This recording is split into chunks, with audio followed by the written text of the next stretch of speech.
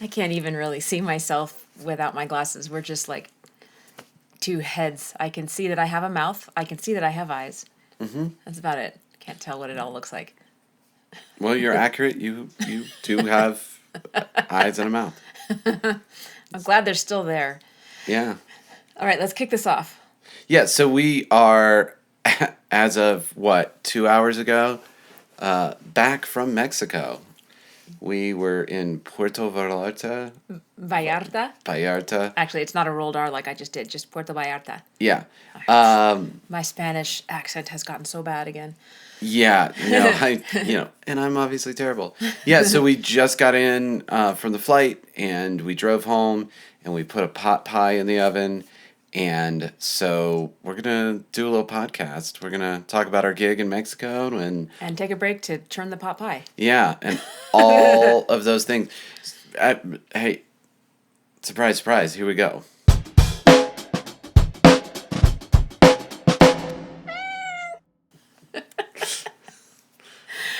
Aren't you excited to hear what happens with pot pie? Yeah. Well, yeah, luckily we just had stuff, and I thought that was something we could make. Yeah. While doing this.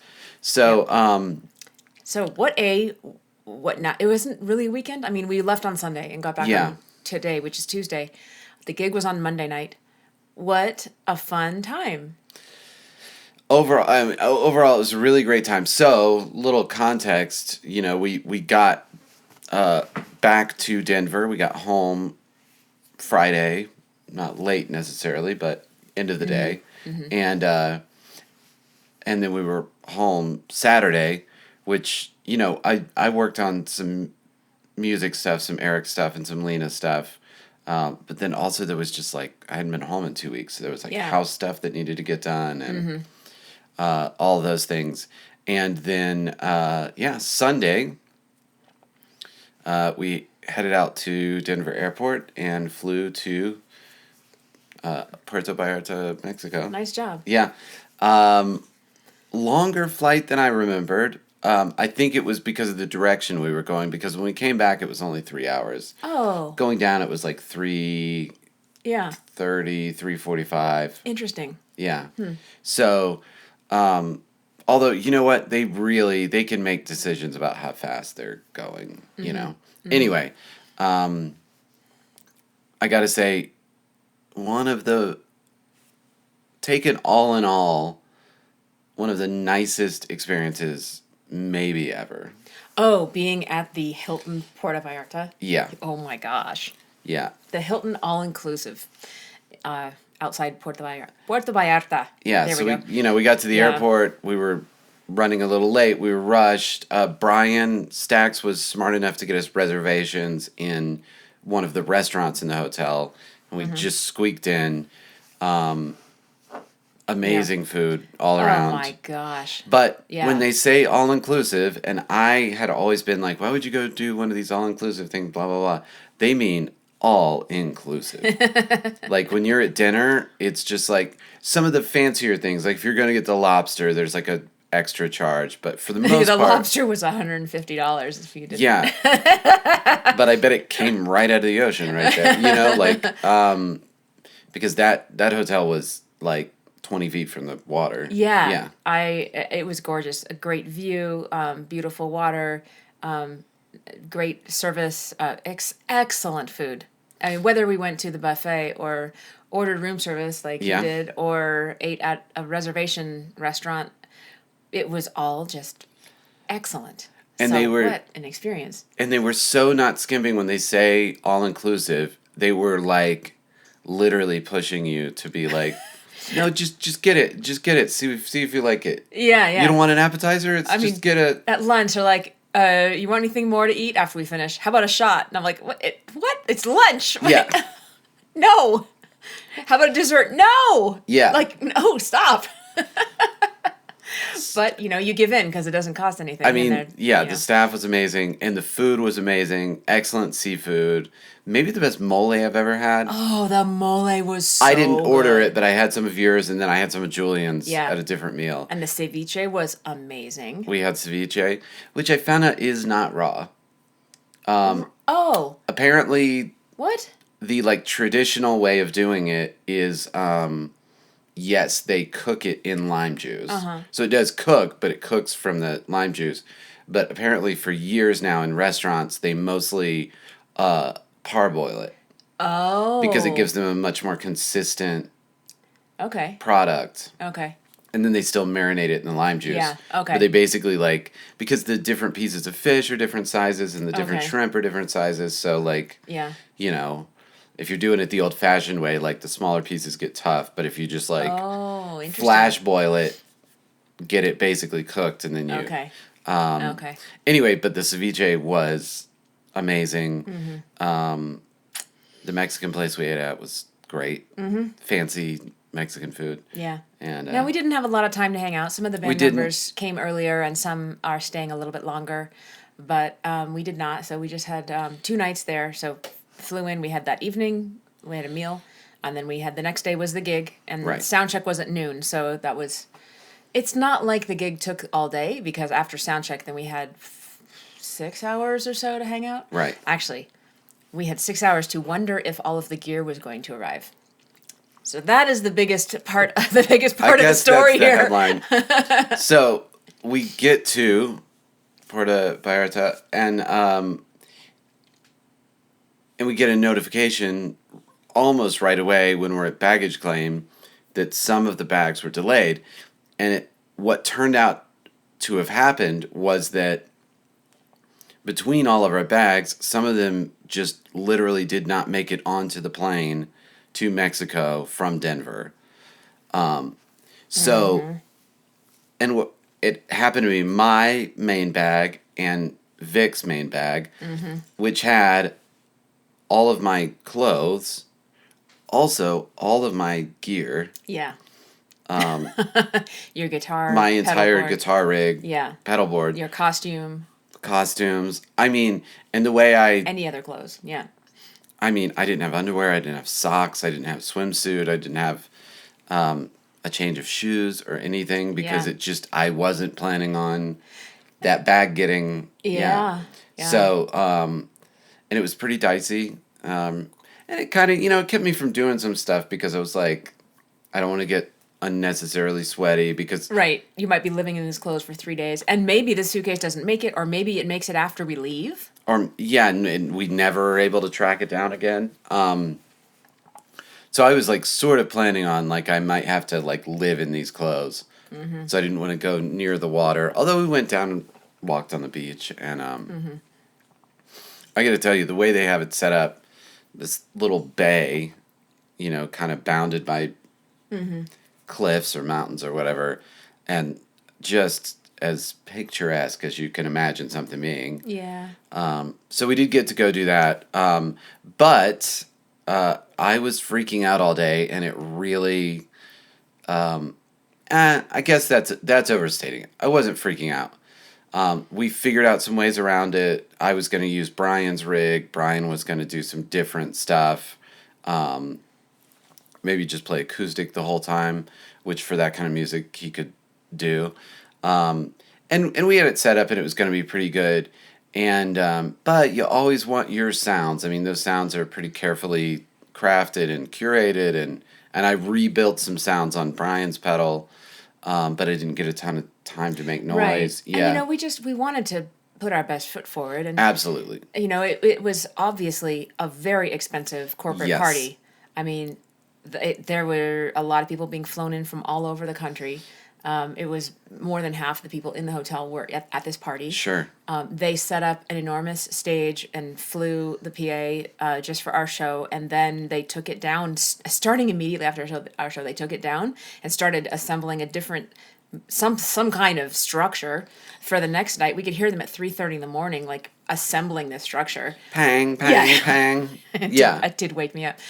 But anyway, back to the story. So you were stressed out about, not having everything you were familiar with. Maybe not, you look cool in your normal clothes, but I didn't really have show we want clothes. to amp it up for the Yeah. stage, and same with Vic. Like, he's of course presentable in person, but like for a show that you're being paid Right. quite a bit to do, and you're being flown down and staying in a swanky hotel. We wanted to do what we do. And he just only had like his athletic shoes and like A black polo T-shirt. yeah, and he looked you know? perfectly cool and great, but yeah, for a show. So I was a little, I mean, to a degree, the sounds were a big deal, but also just like, you want to hit the stage feeling like you're looking good, not feeling like these are the clothes I've been walking around in for 2 solid days now. Yeah. And it would have been fine. But here's the thing. We sound checked at noon. It took 2 hours at least. Yeah. Yeah.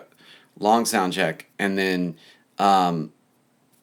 we took naps and ate some ceviche and had a nice afternoon. And then I assumed we were going on with the makeshift rigs. Uh-huh. And then 45 minutes before showtime,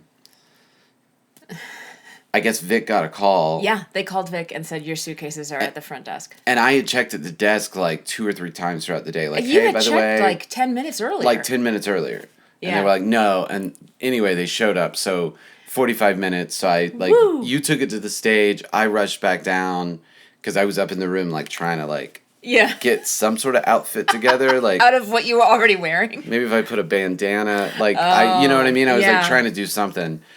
And then you were like, we have the bags. So I ran down, and I got to thank the crew who were they weren't that local, but you had Josue, who was doing the A1 front of house stuff. Javier was on monitors, and Luis was stagehanding. And those guys did really, really great. I mean, I didn't find out everybody's story. Luis was from Guadalajara, which is like a 3-hour drive away. He's a drummer too. Yeah, that's right. Yeah. But he said he's really busy running sound these days, and he's not. I am sure that he is. That's true of all these guys. And they did a great guy. But anyway, I had my pedal, and I was like, oh, okay. And I ran down to the stage, and I told Josue, like, let's check it. And we carefully checked. We hooked my stuff up, and we carefully checked levels. Hey, we got levels. Everything's good. Let me hit you with my loudest signal. Make sure that's not clipping you. He's like, hey, it's perfect. And we put Brian's thing back together, and then we started. Mm-hmm. And for 2 songs, I had absolutely no guitar anywhere. Yeah, it sounded pretty empty compared to what it normally sounds like. And it was so baffling because we had so carefully checked, Josue and I, like, okay, it's passing sound. He didn't literally, like, unmute it so it was coming, because they were doing this whole program. Well, in fact, they did this crazy drone show and fireworks display. Yeah. And so while they're doing their crazy fireworks display, we're line checking. All looks good. Yeah, silently line checking. just Silently. looking at the levels. So he could see that the level was coming up in the meters. Yeah. And then we started playing, and the first 2 songs, absolutely nothing. And I don't know what was going on because I had a tuner pedal, and that was before, my guitar pedal stuff. So I would hit the tuner pedal, and I would check it, and I would be like, okay, so signal is definitely getting from the guitar to the tuner.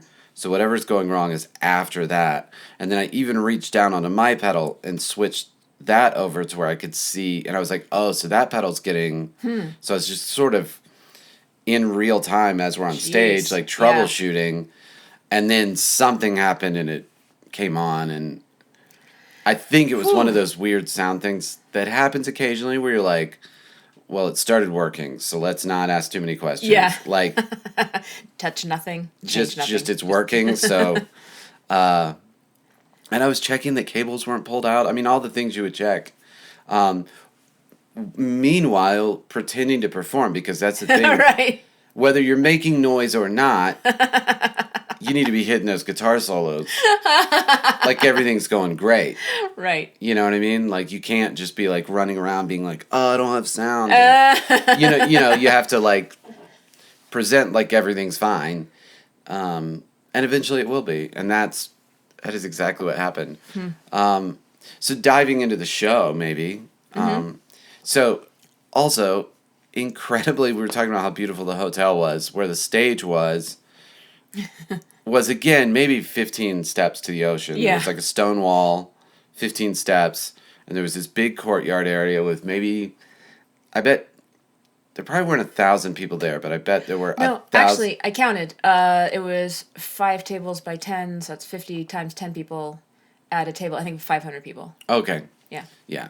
So, it was big, courtyard area they had right there on the beach. And they had erected structures just for this occasion. Yeah, they had this like crazy red carpet thing. an entryway, and they had strung lights and flags up over the whole Yes. thing.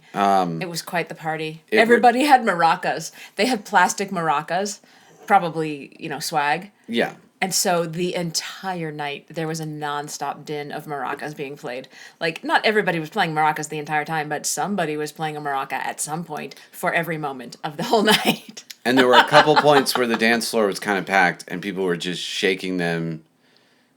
And in their defense, not trying to go with the beat or be percussive. Yeah, no, They it was were just like a having constant sound of shaking maracas. They're just shaking them around, just having. Yeah. And there were a couple quieter parts where it was kind of messing with me, where I was like, I was definitely like side eyeing Joaquin's. Oh. Because I was like, I'm just hearing a lot. Yeah. You know? Yeah. But anyway, Oh, Dreams was funny. Because, Was it? for me, it was funny. I don't know if you noticed. That was where I suddenly had a lot of potential suitors. right. Did you see that? I did. Yeah. I don't know what it was about that song, but I started singing it, and like 4 or 5 guys just made a semicircle right in front of me, just like watching me and like making eye contact and like pointing at me and stuff. And I was like, oh my gosh, what's going on here? And then it ended. After that song, I thought like, oh wow, I'm going to be the belle of the ball here tonight. And then like that song was over and that was it. I thought for a corporate thing, and I had a similar thing where one of the songs where I had kind of a big ending solo and everybody got excited for a minute. And then, not everybody, a handful of drunk guys got really excited. All that said, I think for a corporate event, it went extremely well. Especially for a first night corporate event where you got to remember those people want to network. They've flown in from all over the country. It's a national corporation, obviously, if they're big enough to do something like this. Yeah. So it's people meeting people that maybe they've never met in person. They've, of course, emailed. They've talked. Mm-hmm. I was laughing. If you were walking through the crowd at any time, the amount of times I heard someone telling someone else to check their email was hilarious. Like, well, it's an IT company. It's an IT company. Well, you didn't hear the thing, blah, blah. You need to check your email, bro. Like, over and over again. Anyway, they were very into it. And a lot of them were, not coming up to the dance floor because, again, they were trying to network. They were trying to schmooze. They were trying to, like, meet people they maybe had never met in person before. But you could tell that they were enjoying it. Yeah, I mean, sometimes you'd see someone just dancing halfway down across the beach, like dancing to what we were doing or singing, mouthing the words. So sure. Yeah. And, and I've definitely played corporate events where it's nobody's fault or there's nothing wrong, but, like, the band is not being paid attention to at all. Mm-hmm. So... because again, it's a business function. It's a party, but it's a, although I will say, we were not given the best starting place by the CEO or someone who gave a speech right before we went on. That's not true. He gave the speech, then there was like a 15-minute drone and fireworks show, which you don't know, but like a drone show, those things that fly, and they mount lights on them, and then they can have 50 or 100 of them, and then they can like make patterns in the sky and spell out things or make images of things. They did the logo, and then the drones would kind of like fly around everywhere, and I'm sure they just do it with a computer program. Mm-hmm. It's probably like programming lights. It's just up in the air. Anyway. They were going to do that. But before the drones and fireworks, the CEO gave a speech, which he closed by saying, I want to remind everybody to be very responsible and not have too much fun tonight because we have a mandatory training at 9 o'clock in the morning, Right. not 9:01, not 9:02. Everybody needs to be ready at 9 o'clock in the morning. So make sure you don't have too much fun. And here's the band. Not picking on the CEO. I'm sure the main thing that was important is that they do their training at 9 in Right. the morning. But if we're trying to kick off a party, that's not how you kick off a party. Yeah. Yeah, so we started in a hole of like everyone being warned not to have too much fun. But we kicked it off with Jam and Me rather than our regular Oh, intro yeah, song. that's totally right. Which I didn't even realize that our set list, I didn't see that. So I was confused, but I thought that was a great choice. It was, Yeah. it's a great intro song for this situation. Of like, hey, we're here to party. It's just a really upbeat, like, rockin' song. Right. So, great way to start. And I think, I had the thought even while we were on stage, there may be times where we're trying to do more of that. We've talked about it a million times. We have more of a theater show. There are places where there are a little bit of gaps or dead air, but I think they're good in a theater situation because you're like letting the audience really fully digest the song you just finished. You're letting them anticipate the next thing. No one's rushing around and you're just kind of looking cool. But for that dance floor thing, I almost think we might want to redesign some of the set to be like, what can we run? That's Because a good point. some of those songs were extremely hard changes for me. And there was just zero chance I could start that next song. Yeah. I mean, I gave an intro to Don't Come Around Here No More just because I knew you had to change guitars. But I was like, I don't want to say anything here. No one's listening.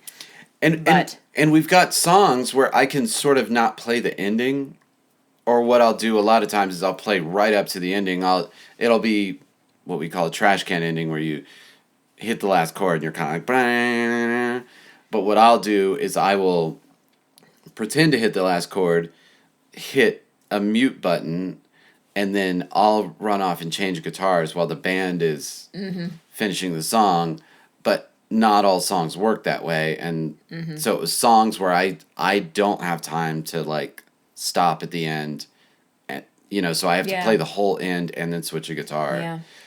Again, fine in a theater setting, but I noticed on stage. Yeah, that's going to be a good thing to talk about redesigning. Yeah. That's a really good point. If we move into doing more of these. Because some of it's impossible to just run together because I absolutely have to change a guitar or which, gosh, they did. Obviously, we flew down there. I took one guitar and, of course, my guitar pedal amp simulator rig. And then they backlined us with a bunch of other guitars, and they had a Les Paul and a Strat and Tele, and they had, an assortment of guitars because we use a lot of guitars. But that was one of the other things was I was finding that, like,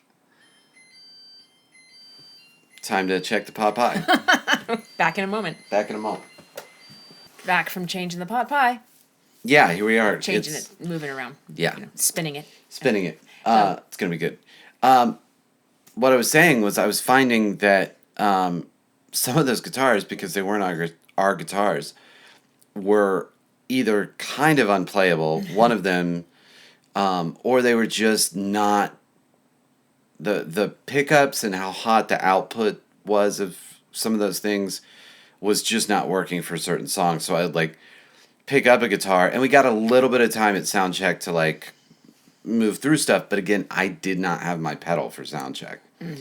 So I had it what I thought was going to work, and then I put my pedal up, and it was better to have my own patches, my own settings, because those are like carefully dialed, and I've worked on them for years. But I would find that like, I would pick up a guitar and be like, oh, I'm going to play this Les Paul for the next 3-4 songs. And then I'd be like, this absolutely does not work for these songs with this pedal. So I have to switch to get an appropriate tone. Oh my gosh. And then the Strat that they had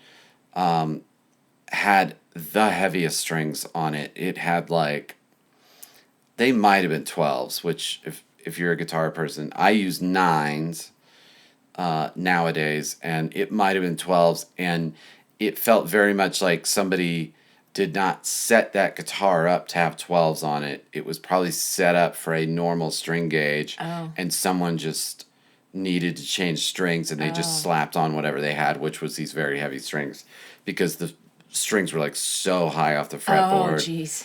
and the bridge was all cocked up because you know, so, Gosh. and I could play it, but it was like playing lead guitar on an acoustic guitar. Like I was having to push very hard. It sounded pretty cool, but there were just, but that was the whole thing, was that was my only single coil guitar, because they did get us a Telecaster, but it was a Telecaster with humbuckers, and they did get us another whatever, but everything was, that was the only single coil guitar, and for that style of music, I needed single coils for some of it. I guess you need to change your specs then, huh? I need to, yeah. It's Be more specific. that's how you refine those tech Yeah. writer things, where you're just Yeah. like, Oh, this was a big learning experience from in many ways. Yeah. Actually, let's maybe switch over to let's pulling talk some about lessons out. pulling some lessons. Number one, put your critical stuff in your carry-ons. Now we should have known that, but But it's been so long since a bag has been lost, and it was a direct flight, so no connection, blah blah blah. You're like, what's complicated? Just put it on the plane. That said, long story short, of course, from now on, the vital stuff is going on the plane with me, and not leaving my site. and then some updates to your tech writer. Updates to tech writers. What else? I think you really need to be specific, and I've gotten better about doing that with some other bands that I've worked on tech writers for, where I'm like, I don't think this needs to be spelled out, but You wouldn't think you'd have to spell out not to put like a 12 gauge string on a guitar. almost no guitar players would want to play that. You know, there's so then that's maybe, why writers start getting very long and very specific. yeah, that's really true. It's like, why do these rules exist? Sometimes you see rules and you're like, there's a reason that Well- somebody made that rule exist. And I have on our tech writer already, like, because it came up years ago, that the hi-hat on the drum kit, the thing that the guy does this with, that must be mic'd for monitors, if not front of house, because what we would run into is, like, it's specified to mic the hi-hat, and then you'd run into a sound guy who's like, oh, I never mic the hi-hat. And it's like, well, no, even if you don't want to use it for the audience, we need it for the monitors. So please put up a hi-hat mic, even if you're not going to use it. And I get it. There's tons of situations. I'm like, the last thing I need is a hi-hat mic. Like, if I'm mixing front of house, or if I'm mixing a band, music, you know, in the studio, hi-hat mic, sometimes it helps. Sometimes you're like, eh. But yeah, we put it in, like, no, we need it for monitors, and that's why you must have it. And that's helped, and I think we just need to do a little more. As we're starting to travel more, we need to do a little more of that with the guitar stuff. I think for one of my lessons will be that I can probably slim down my costume wardrobe for corporate gigs. I'm Yes. guessing. I mean, I don't want to be caught out, but like there was no point in me doing the costume change for Edge of 17, like going into the green room thing and changing into another skirt, because nobody was watching at that point. They weren't. I mean, it was about providing energy to the party in its entirety. Absolutely. And, yeah. and it was less about the show. So I don't really think I needed to Right. bring some of the stuff I brought. So that's a lesson. You know, I can travel a little lighter, and I can probably, you know, I had an entire suitcase packed to the gills with shawls, and it still wasn't even everything I normally bring. Yeah. But yeah, so that's a small lesson. And that circles back to that idea of having some sets where it's all about running it together and Yeah. making a continual noise, and Yeah. not worrying about, you know, because again, saying the same thing over and over again, it's very dramatic in the theater shows where you leave the stage and the band's extending an intro or doing something like that. Right. And you're clearly coming back and it just starts. And then, but when you finally do and you have this whole new outfit on, the crowd erupts and goes nuts. Yeah. Doesn't work when the crowd's more passively listening. Yeah, they're talking to each other. They're engaged in their own And conversation. they're having a great time, but it's Yeah. just not, that's And, just and we're not fulfilling our function, but our function is a different function. Yeah. So. And I think we need to just have that in our pocket, Yeah. ready to switch. Yeah. So, I mean, overall, it went great. It went amazing. I was impressed with the entire band's ability to, you know, fly to technically a different country. I mean, Mexico is like, is it a different It's like country? South U.S. Yeah. I mean, I at least feel so familiar there. I mean, it's all the same. I mean, the language, I'm not good with the language, but, you know, like, it's all the same stuff. And at the same time, though, to fly to another country, play on unfamiliar gear for the most part, play in just an unfamiliar situation, and then everybody really brought it and showed up and sounded great. And Yeah, and good attitudes all around. Not that there was much to deal with aside from the luggage. no, You know, the sound check took a while because it was a lot of gear being put together, and we had Right. we just had to work stuff out. yeah, but everybody's attitude stayed great, and that is worth $1 million. Yeah. And everybody in that band just, we've talked about it a million times. We all get along, and we just literally have fun hanging out. So Yeah. we got some really great hangout time, dinners together. We had breakfast together both mornings, and you know, it was just great to get to spend time with the guys. Yeah. You know, and not usually, but I've definitely been in plenty of situations where like the time you have to spend with your team is a sacrifice you're making Yeah. for.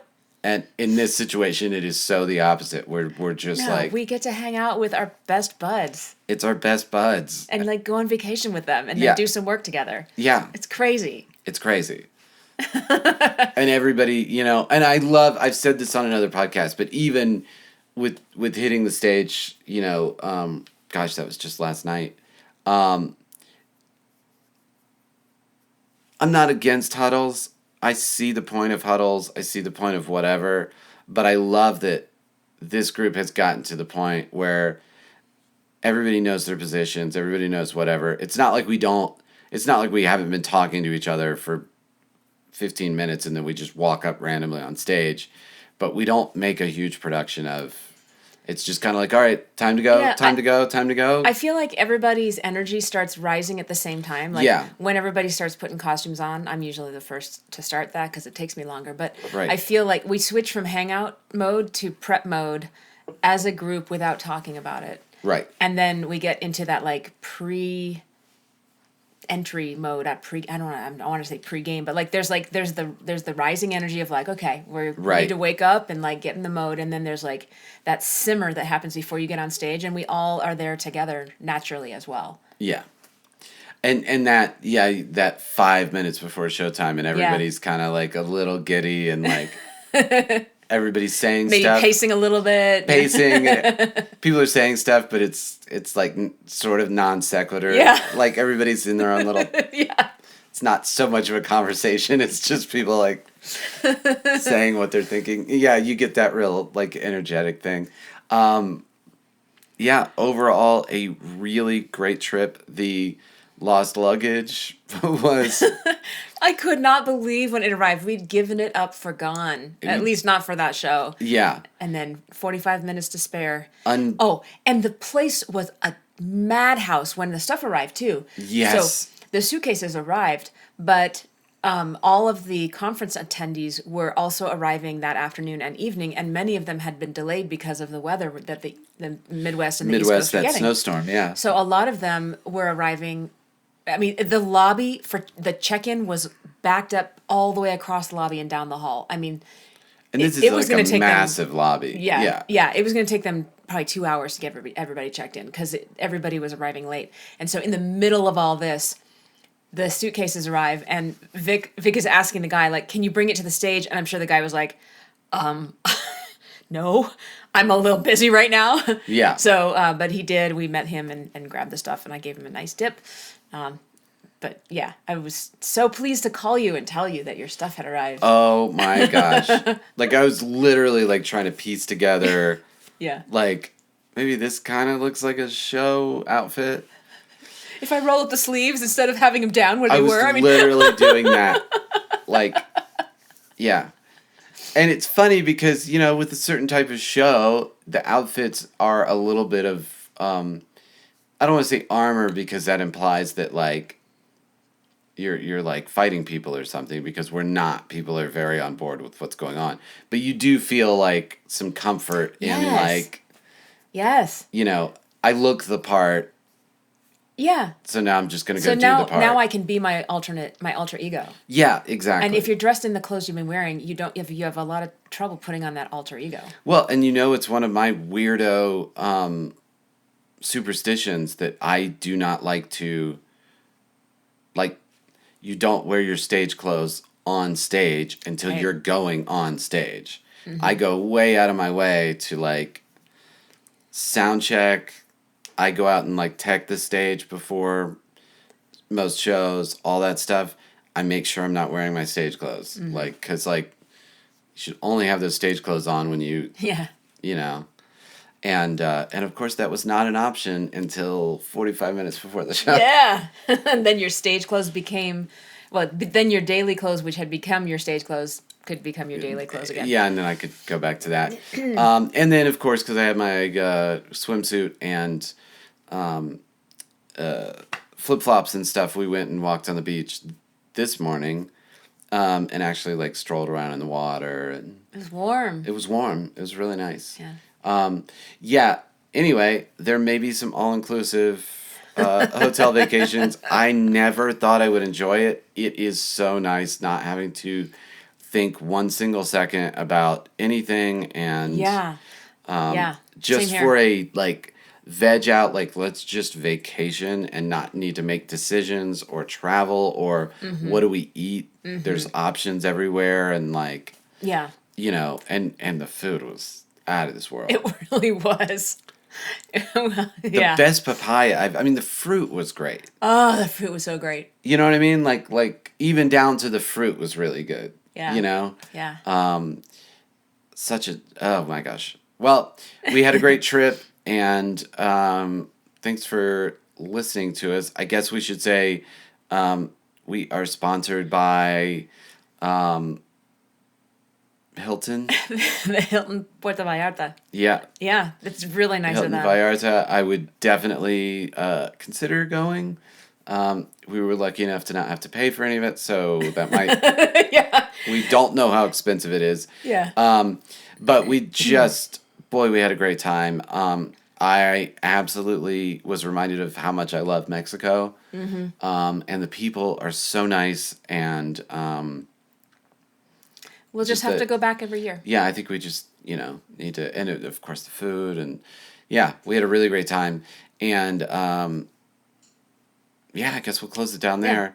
Yeah, looking forward to this week. Not much music stuff. Well, it's all music stuff, but we are really jumping back into work for the week. We were talking about how it's pretty hard to tear yourself away from that situation and be like, okay, now we're being like para-dropped into, I know, and it like, was 17 degrees on the drive home today. Yeah, and I like know. back to work tomorrow, teaching a full day and getting all these programs launched and blah blah blah. But yeah, anyway, we are back into the frying pan. that's okay. Yeah, it's You got to pay for it all somehow. Yeah, you do. So we're gonna get into it, and thank you guys for listening. I didn't do it last I time. know. We are sponsored as always by. You say the first part, Have I completely figured? right? Isn't that how we do it? Or Yeah, I think it's how we do it.